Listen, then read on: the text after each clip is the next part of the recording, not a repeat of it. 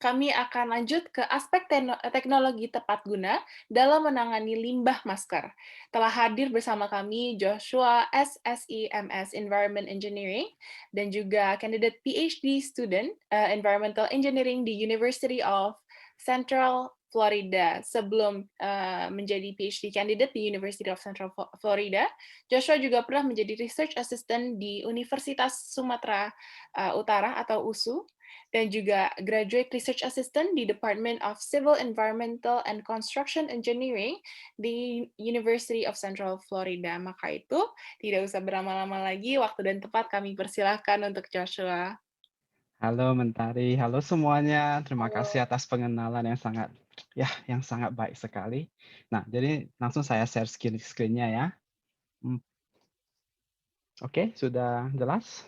Sudah kelihatan semua slide-nya? Udah. Oke, ini saya mulai ya.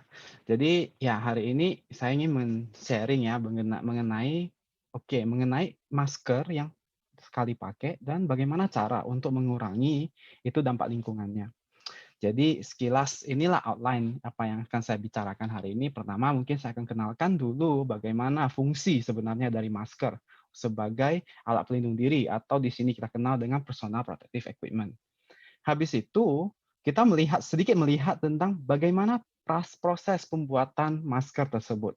Karena inilah limbah yang ingin kita proses. Jadi kita harus mengenal apa limbahnya itu dan bagaimana cara pembuatannya. Mungkin dari sana itu kita bisa mencari tahu bagaimana cara mengolahnya. Habis itu kita melihat bagaimana gimana masker ini menjadi sebuah limbah yang bisa membahayakan masyarakat kita dan lingkungan kita. Habis itu ya mungkin saya akan membahas tentang bagaimana common practice ya untuk COVID-19 waste disposal yang mungkin itu berupa incineration yang sudah dibahas oleh pembicara sebelumnya dan beberapa approach yang akan saya lakukan, beberapa approach yang bisa kita lakukan ke depannya dari resterilisasi, recycle atau kita melihat material baru yang biodegradable. Oke, jadi di sini kita bisa melihat inilah masker. Jadi masker ini digunakan itu sebagai alat pelindung diri. Jadi sebenarnya tujuan dari masker ini apa gitu loh. Jadi kita masker ini itu tujuannya dipakai itu untuk melindungi diri kita sendiri dari yang namanya zat beracun yang berupa zat cair ataukah zat yang berupa dalam wujud gas gitu. Jadi itulah fungsi utamanya, bagaimana dia bisa melindungi kita dari itu.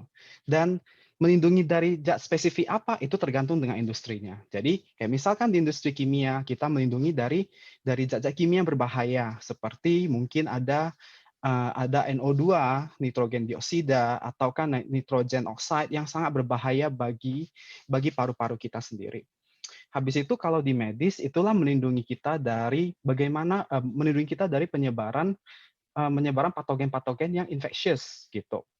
Nah, dari dalam masa ini kita dihadapin dengan virus SARS-CoV-2 yang cara penyebarannya itu melalui aerosol. Jadi penggunaan masker ini sebenarnya sangatlah efektif untuk mengurangi penyebaran ini. Jadi karena masker ini didesain sedemikian rupa untuk begitu.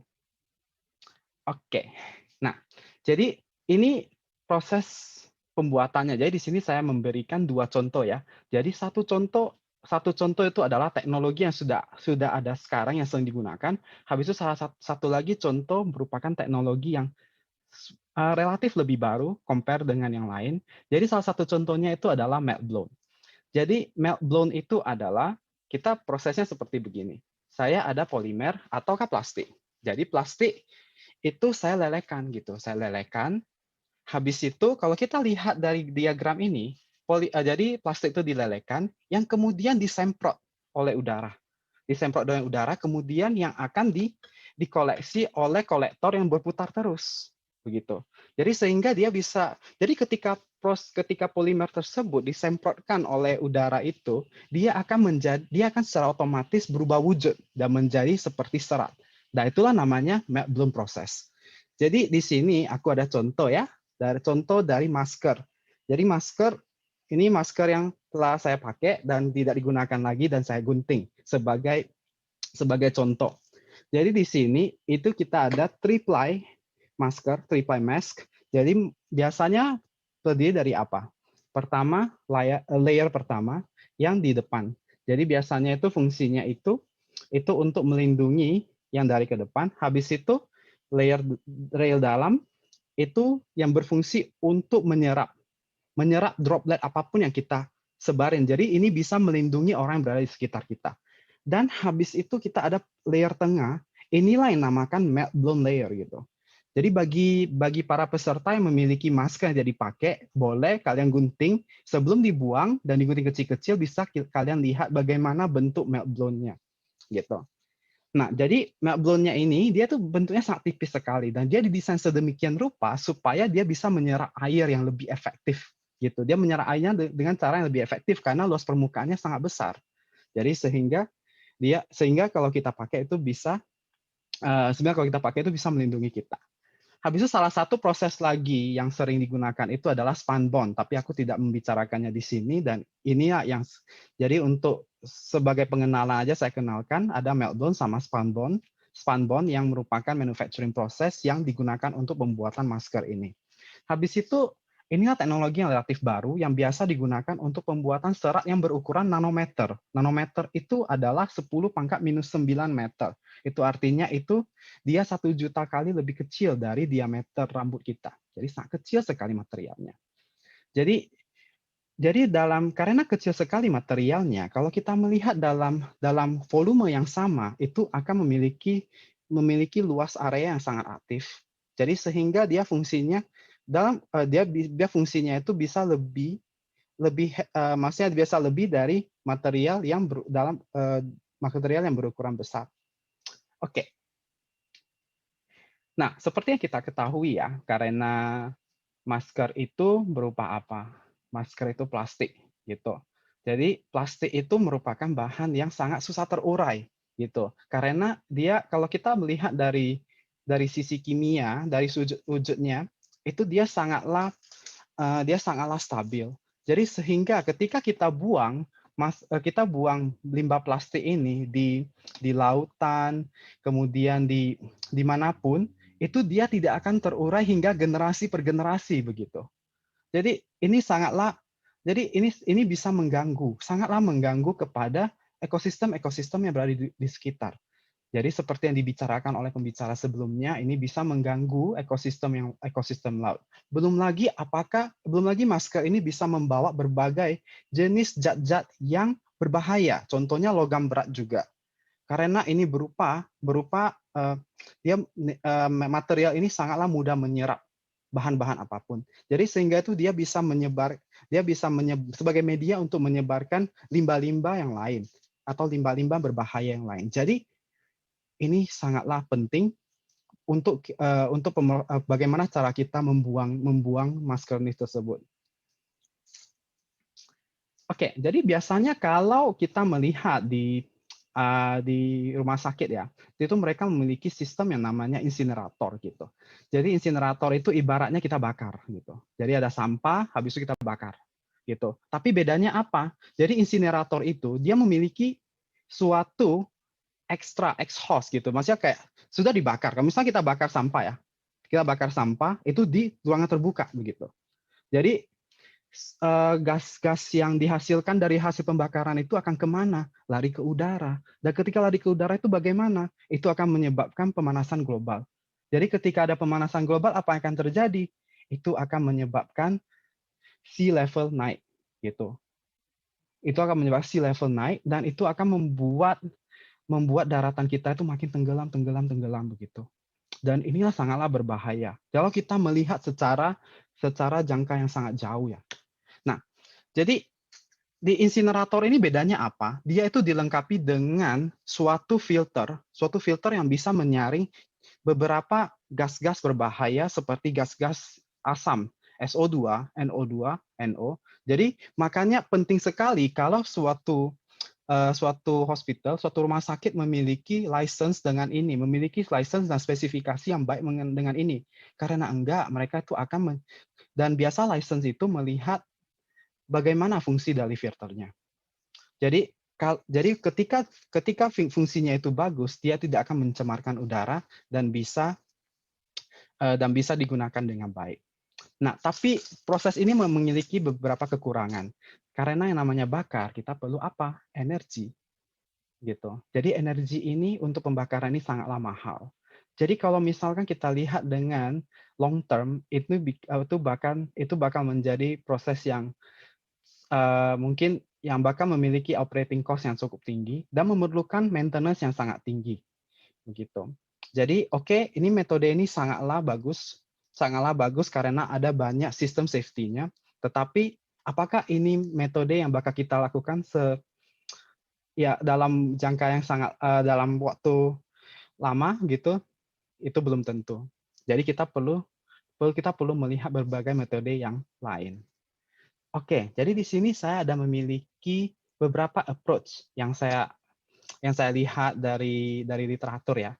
Jadi approach ini merupakan pendekatan yang aku mengundang para peserta untuk berpikir secara terbuka karena ini hanyalah pendekatan dan pendekatan yang dilakukan ini yang kedepannya itu bisa dipraktekkan apabila hasilnya telah bagus akan dipraktekkan dan bisa memberikan manfaat yang sangat bagus kepada kita. Pertama, penggunaan ulang disposable mask, begitu. Penggunaan ulang disposable mask. Ini hanya wacana, tapi kita lihat pendekatannya dari berbagai penelitian ke depannya yang akan saya bicarakan di slide selanjutnya. Habis itu recycle. Seperti kita ketahui, ini materialnya apa? Plastik. Plastik itu bisa di-recycle kalau kita melihat bahannya tepat. Habis itu kita harus melihat material yang baru, eco-friendly. Jadi dia harus bisa biodegradable, supaya dia ketika misalnya kita tidak bisa menghancurkannya, ketika kita buang bahan ini ke landfill, dia tuh bisa terdegradasi sendiri, gitu. Jadi dia tidak mencemari lingkungan. Jadi pertama itu pendekatan mengenai pre-using. Jadi di sini itu sebelum kita membicarakan tentang ini, pertama-tama itu ada beberapa penelitian yang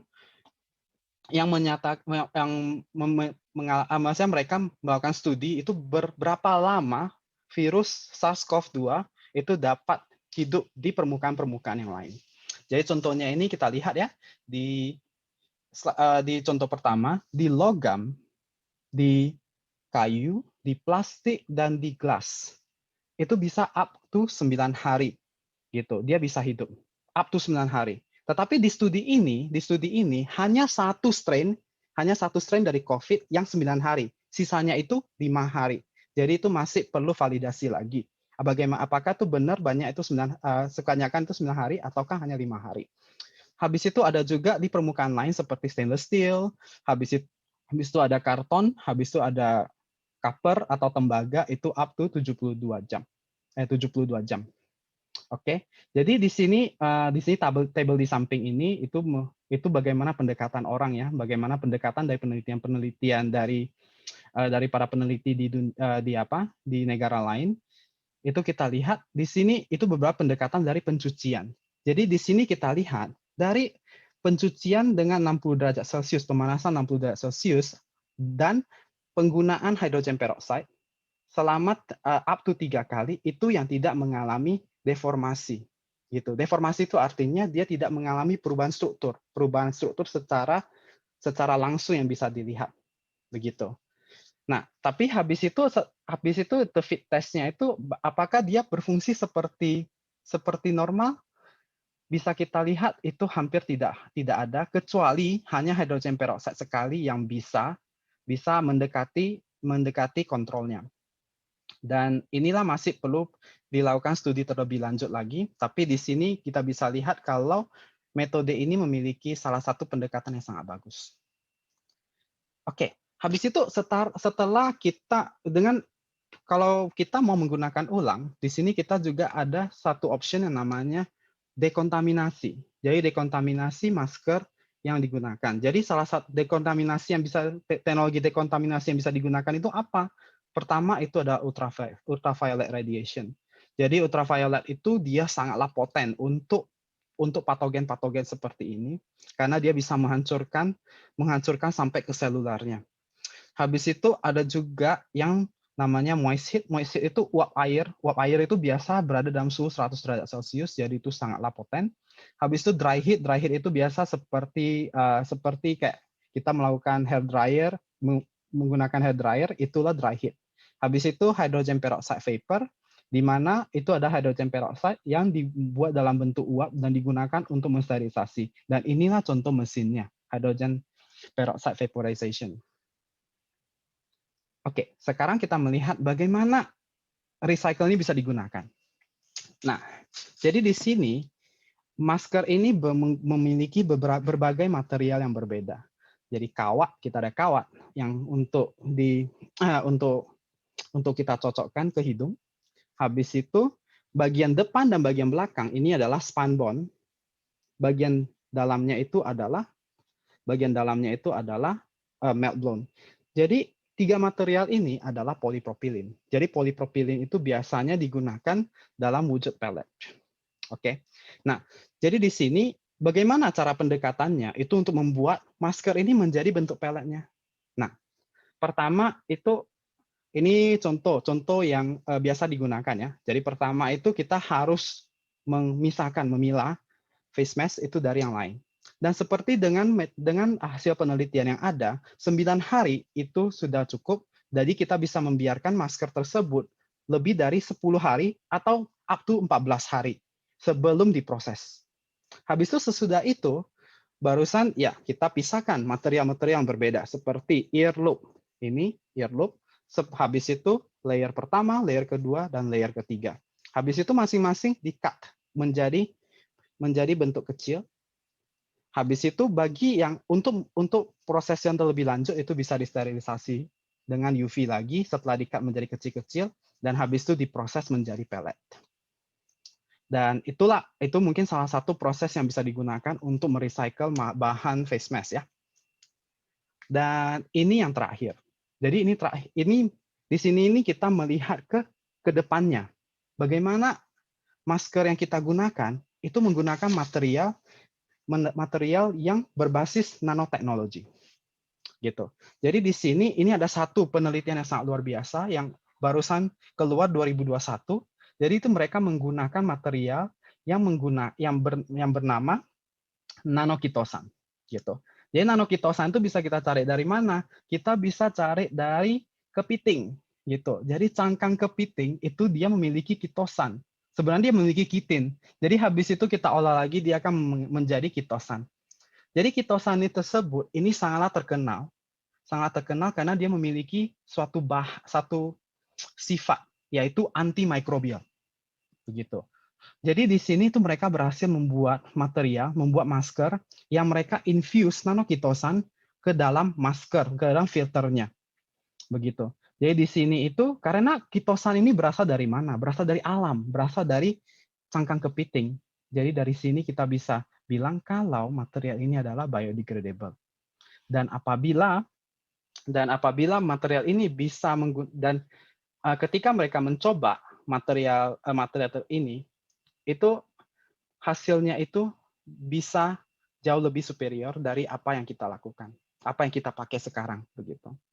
Tapi sekarang ini masih dalam tahap penelitian dan mungkin memerlukan beberapa waktu lagi sehingga ini bisa menjadi dipasarkan ya.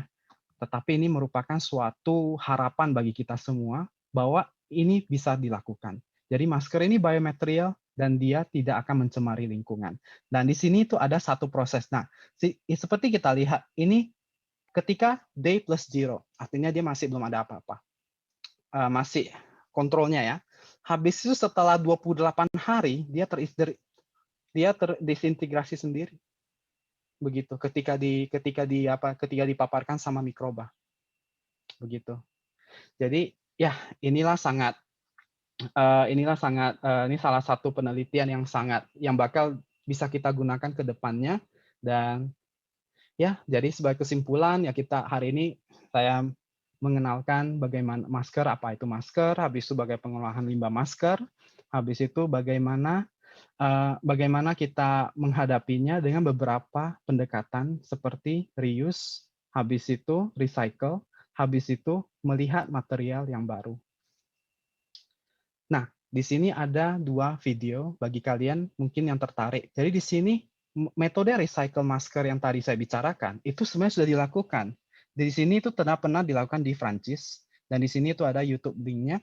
Jadi di Prancis itu mereka menggunakan dan mereka bisa menciptakan dan hasil-hasil itu digunakan untuk membuat piring plastik, untuk membuat bahkan bisa dibuat untuk apa namanya face mask, face shield, face shield dan beberapa material yang lain begitu. Habis itu di India ini ada satu orang dia bisa membuat ini menjadi batu bata. Jadi ini ada 2 pendekatan yang sangat luar biasa sekali dan saya melihat di sini Ada potensinya sangat besar sekali. ada chance ya berarti ya Joshua ya untuk ini dilakukan gitu. Iya, Mungkin betul. ya. Terima kasih banyak Joshua untuk Oke, paparannya, ini luar makasih. biasa banget loh, kayak dari kemarin kan kita udah mikirin ya coba kayak diskusi kecil-kecilan gitu, kayak tapi nggak ketemu gimana, tapi sekarang jadi ada harapan lagi gitu loh, mungkin dengan cara tadi yang dengan peroxide